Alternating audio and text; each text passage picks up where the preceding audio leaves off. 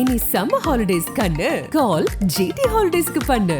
GT holidays, South India's #1 travel brand. மாணவர்களின் சிந்தனைகளை வடிவமைக்க SNS, மாணவர்களின் தனித்திறமைகளை மேம்படுத்த SNS, மாணவர்களின் சாதனைகளை போற்றும் SNS academy and international CBSE finger print school, Kovai.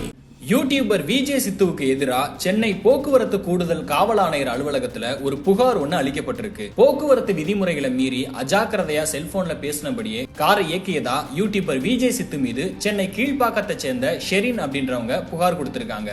YouTuber Vijay சித்து போக்குவரத்து விதிகளை மதிக்காமலும் அஜாக்கிரதையாகவும் செல்போன்ல பேசினபடி வாகனத்தை இயக்கியதா ஒரு குற்றச்சாட்டு எழுந்திருக்கு. இது சம்பந்தப்பட்ட வீடியோ யூடியூப்ல வெளியிட்ட நிலையில அதை பார்த்து மாணவர்கள், இளைஞர்கள் தவறான வழியில செல்ல வழிவகுக்கும் அப்படின்னு அந்த வீடியோல மேலும் ஆபாச வார்த்தைகள், இரட்டை அர்த்த வசனங்கள் இதெல்லாம் இடம்பெற்றிருக்கிறதாகவும் புகார்ல குறிப்பிடப்பட்டிருக்கு.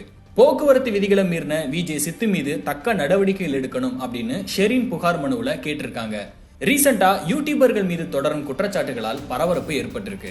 சமீபத்துல கூட பிரபல யூடியூபரும் பைக் ஓட்டுநருமான TTF வாசன் மீது இப்படியான ஒரு புகார் எழுந்துச்சு.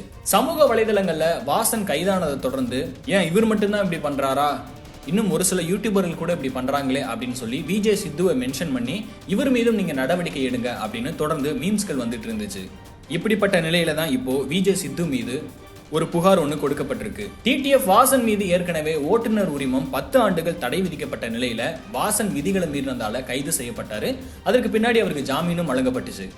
இப்படி கடந்த சில நாட்களாகவே இப்ப இந்த 2 யூடியூபர்கள் மீதும் புகார் கொடுக்கப்பட்ட நிலையில கொஞ்ச நாளைக்கு முன்னாடி யூடியூபர் இர்ஃபான் மீது ஒரு புகார் வந்து எழுந்திருந்துச்சு. அவரோட குழந்தையோட பாலினத்தை அவர் கண்டறிஞ்சதாகவும் அதற்கான வீடியோ வெளியிட்டதாலும் அவர் மீது ஒரு புகார் கொடுக்கப்பட்டுச்சு. அந்த புகார்ல அவர் மீது அபராதமும் போடப்பட்டுச்சு. ஆனா கடைசியில அவருமே பாத்தீங்கன்னா அந்த கேஸ்ல இருந்து வெளியில வந்துட்டாரு. நீதி நியாயம்னா எல்லாருக்கும் ஒண்ணுதானே அப்படின்ற மாதிரி அது சம்பந்தமாவும் இப்ப மீம்ஸ்கள் வலம் வந்துகிட்டு இருக்கு. இனி சம்மர் ஹாலிடேஸ் கண்ணு கால் ஜிடி ஹாலிடேஸ் பண்ணு.